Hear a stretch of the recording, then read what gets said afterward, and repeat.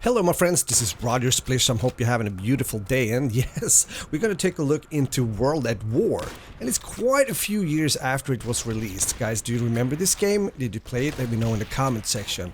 The game was released by Treyarch in 2008, and I'm gonna say straight away that this game has both a great multiplayer and also a really good campaign. So if you're interested, you can play that as well. I recently streamed the campaign again in co-op mode, and that was a lot of fun. You got a lot of great voice acting, for example, by Kiefer Sutherland and Gary Oldman, just to mention two. Now, but today I'm taking a look into the multiplayer, of course, and it's kind of interesting to see on YouTube right now. It's a it is a kind of trend with COD YouTubers going back and checking out the older games. Well, I have been doing that back and forth for quite some time, not only COD games, but other games as well. How is this game doing in 2021? That's my kind of title. So thank you for following my example, I might say. Well, how is this game doing now in 2021? I mean, it's so long ago. First off, if we just talk about the experience going back, it feels really, really good. I like the simplicity, I like the weapons from this era.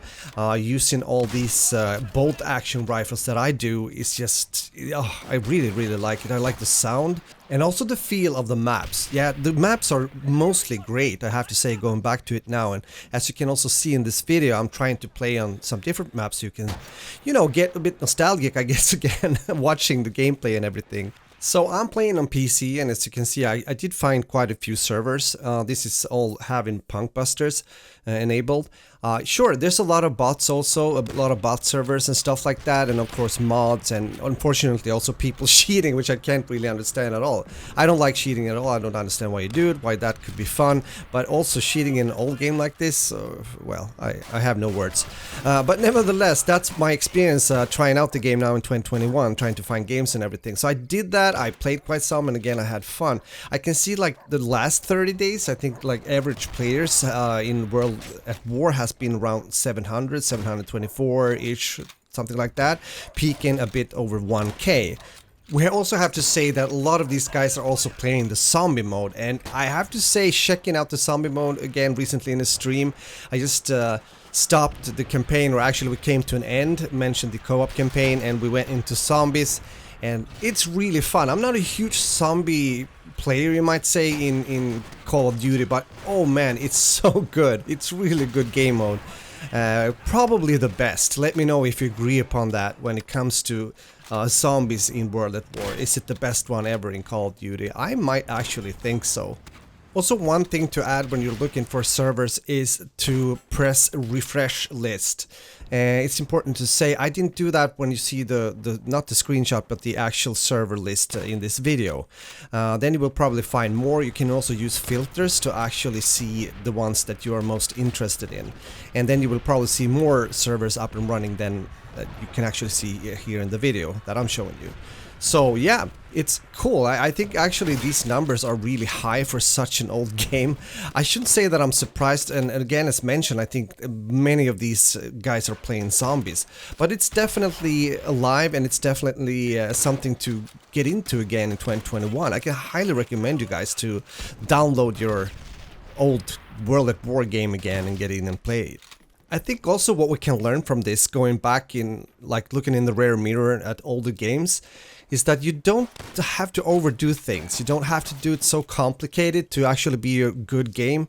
To be honest, sometimes that might even be very beneficial, because then it's not so much meta in the game when it comes to all these weapons and attachments and stuff.